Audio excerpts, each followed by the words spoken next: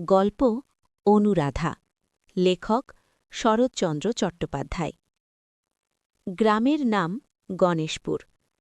একসময় এই গ্রাম ছিল চাটুজ্যেদের। আজ সেই বাড়িতেই অনাহুত অতিথির মতো থাকে অনুরাধা।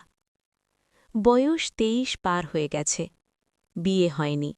সমাজের চোখে সে যেন বোঝা।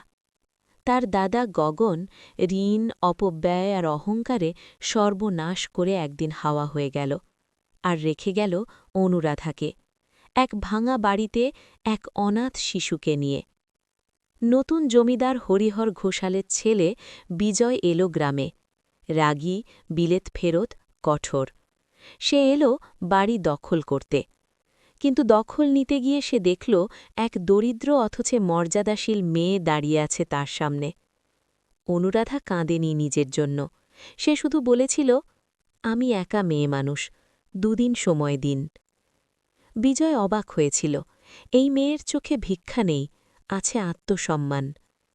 দিন যায়। বিজয়ের ছোট ছেলে কুমার ধীরে ধীরে অনুরাধার স্নেহে বাঁধা পড়ে। রান্নাঘরের রুটি, নারকেল নাড়ু, গল্প এক মাতৃহীন শিশুর জীবনে নতুন আলো জ্বালে।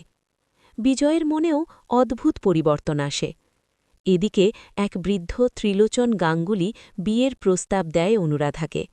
সমাজ, নিরাপত্তা, বেঁচে থাকার তাগিদ সব মিলিয়ে অনুরাধা রাজি হয়। বিজয় ক্ষুব্ধ হয়। এই বিয়ে লজ্জার। অনুরাধা শান্ত স্বরে বলে, লজ্জা আমার নয়, দারিদ্র্যের।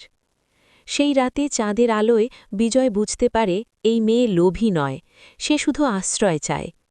শেষ পর্যন্ত বিজয় নিজের কঠোরতা ভেঙে ফেলে। সে অনুরাধাকে সম্মান দেয়, তার প্রতি জন্ম নেয় গভীর শ্রদ্ধা আর অদৃশ্য টান। অনুরাধার নীরব আত্মসম্মান বিজয়ের অহংকারকে হার মানায়।